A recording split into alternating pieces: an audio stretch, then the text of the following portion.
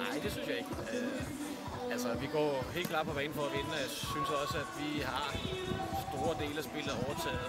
Chancerne er måske lige fordelt, men jeg synes, at vi kan godt være, om vi ikke skuffe, så ærgerligt over, at vi ikke vinder.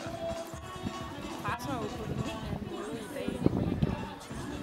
Vi starter højt op på banen. Hvordan synes du egentlig, at vi klarer den opgave?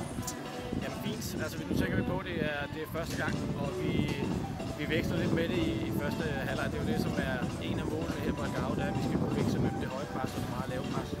Og det synes jeg egentlig, vi lykkes okay fint med. Vi får ikke rigtig ro på nogle bolde, fordi nogle er ligeglade med, at vi presser højt, og de har målspark, de sparker ud. Men i spillet synes jeg egentlig, vi gør det ganske okay. Der er nogle faser, hvor vi bliver spillet forbi, som ikke måske når man presser højt. Men jeg synes, vi er gode til at gå tilbage til at lave pres, og der kommer vi også til at ramme omstillingen, så vi desværre så ikke gør helt færdigt. Men en af målsætningerne, det er at have på skift med det højt og lave pres, så lykkes vi okay med det. Og målen er det så noget, jeg kan få det? Nej, det må vi håbe. Nu kommer vi til chancerne i dag.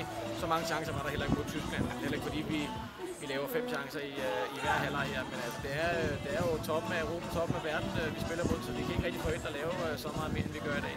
Jeg håber på, at vi kan lave flere mod Japan. Der er nogle ting, som vi skal til at sætte mere sammen. Det offensive